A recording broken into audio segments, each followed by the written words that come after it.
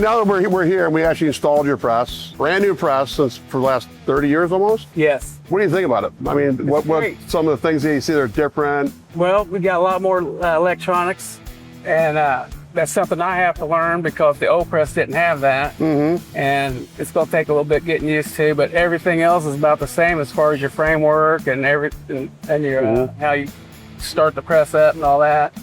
But other than that, it's great. Now, some things that are starkly different from the old press, the one is the setup time. I mean, what do you think about the setup time on this thing initially? Setup time is going to be a lot quicker. On the old processor, we had to mask out our vacuum holes. Mm-hmm. So this one here's got knobs that you can pull out and adjust your vacuum hole without masking out the bed. So it's going so you have the adjustable vacuum going for you. It's just basically it's about a 5-minute setup for all 13 beds. Right. Yes. Versus before, it was like a 45-minute setup. Yeah, at least 45.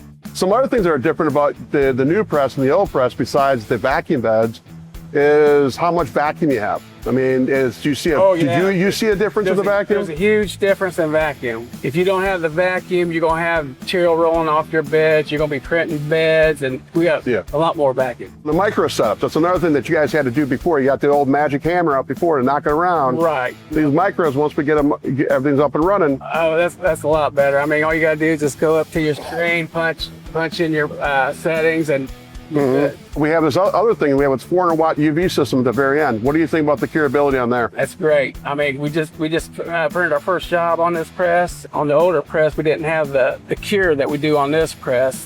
For one thing, like if you put a fingerprint on it on the print, that fingerprint would stay. You couldn't wipe it off. I noticed on this print here, you put a fingerprint on it, you take your shirt, wipe it, fingerprint's gone. No, so it's a rock solid curing job, so no problem.